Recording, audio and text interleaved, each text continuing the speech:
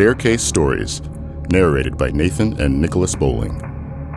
We live in the realm of reality, but truth is always elusive. It leads us deeper into the tunnels of evidence and beyond the reaches of fantasy. The only explanation will be found descending the staircase. Coming down. The strangest oddity was the man's face. 2 large, blue eyes beamed from under his woolly fur. Every inch of his face was wrapped tightly in hair. Stephen couldn't help but stare until the man spoke again. Help me.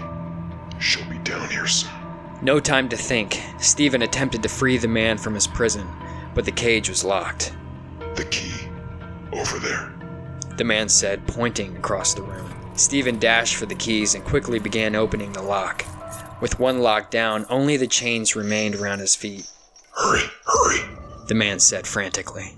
Stephen managed to get the chains off his wrists and ankles, but noticed the man didn't move. Stephen could see the prisoner fixed on something in the room. He quickly turned, only to see Mrs. Gonzalez standing in the middle of the dark basement. "He's a monster. You wouldn't understand," she said as she pulled a gun from behind her. "Don't do this!" With only the moon and stars to light their way, it was difficult to see exactly how far she was from Autumn. As Eliza made her turn around for the race back, her oar suddenly got stuck in the water as though someone or something had grabbed it. The force was so strong she almost tipped her kayak. Stabilizing herself, she tore the oar from the grip of the black water. Her mind focused only on beating Autumn, and not this curiosity. Regaining composure, she set off to overcome her opponent. But to her surprise, Autumn couldn't be seen on the moonlit lake. Was she that far ahead? Thought Eliza. Straining to see further in the darkness, she listened for the splashing of oars. Silence. Confusion began to set in. She continued to paddle towards the finish line, suddenly regretting her decisions to be out here on the lake.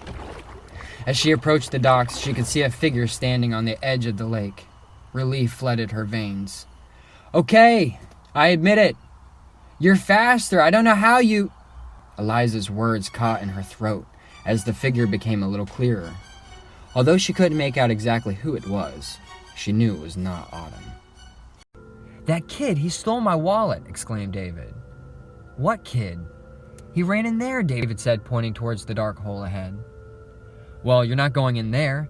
Maybe he ran back to other people who were waiting for you in there. I've read those things happen." "Lindsay, I have to get my wallet back. My ID, my credit cards. The only photo I have of my dad is in that wallet," David finally said. "No, we have to call the police. They can get it back for us," said Lindsay. "And say what? Another tourist got pickpocketed? No, I'm getting my wallet back now," said David as he began to inch towards the dark entrance. "David, don't!" screamed Lindsay. "Stay here. I'll be right back," said David over his shoulder. As David entered the dark tunnel, he could hear scurrying in the distance. "Hello? Hola! Mi amigo! Kid, I need that wallet, okay? You can keep the cash. The dinero. It's yours. I just need my wallet. No policia!" yelled David, attempting to conjure as many Spanish phrases he could remember. Suddenly, laughter could be heard in the distant darkness, and terror began to take hold of David. He could hear fast footsteps approaching and braced himself for impact. But nothing hit him. It was as though whatever was running ran right past him. Summoning the will to move, desperate to regain his stolen wallet, he ran after the footsteps.